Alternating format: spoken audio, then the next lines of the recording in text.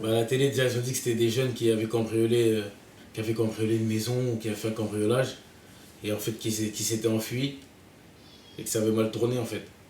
Alors que il n'y a aucun cambriolage dans l'histoire. Et les jeunes, c'est pas des cambrioleurs, c'était des jeunes sans histoire. Des jeunes sans histoire, sans problème, qui se sont fait poursuivre par la police et voilà, ça a fini en drame. Les petits qui sont décédés, c'est comme si c'était la famille, c'est son grand frère, on le connaît très bien. On se connaît tous, on se connaît très bien, on a tous grandi plus ou moins ensemble. Donc c'était vraiment des gens proches. Donc là, la vérité, elle va remonter très vite. Tu vois, le ministre de l'Intérieur qui continue comme si, je sais pas, comme si on était rien, comme si nos âmes valaient rien, comme si c'est pas grave, il mérite ça. En fait, ça passe comme une lettre à la poste. Voilà, des jeunes qui cambriolent, tout le monde va gober ça. Il n'y a pas de problème avec ça. Des jeunes de cité qui cambriolent, ça glisse. Donc nous, on s'est dit là, franchement, c'est le moment de... Tant pis, on s'en fout des conséquences. On peut pas continuer comme ça en fait. On peut pas continuer à faire comme si... faut que ça explose une bonne fois pour toutes.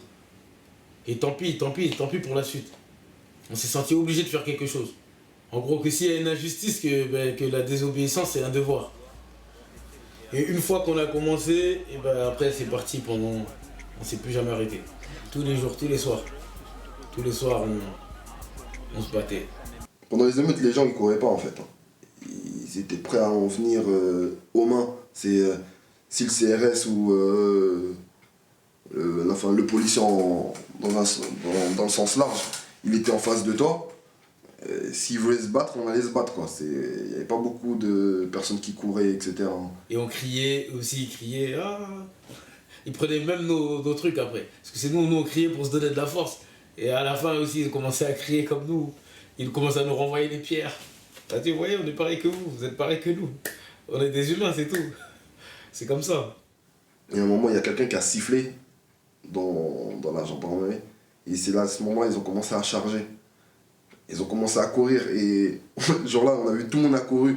On a sauté par la fenêtre d'un rez-de-chaussée. Parce que les keufs, c'était un truc de fou. Par la fenêtre du rez-de-chaussée, la daronne, elle m'a attrapé, elle m'a fait rentrer dans la maison.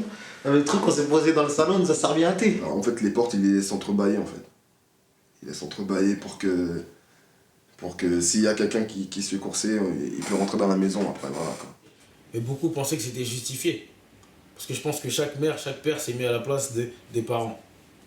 Donc il y a beaucoup de... Parce que quand on était dans les émeutes, dans les tranchées, etc., quand on s'enfuit, il y avait beaucoup de portes ouvertes.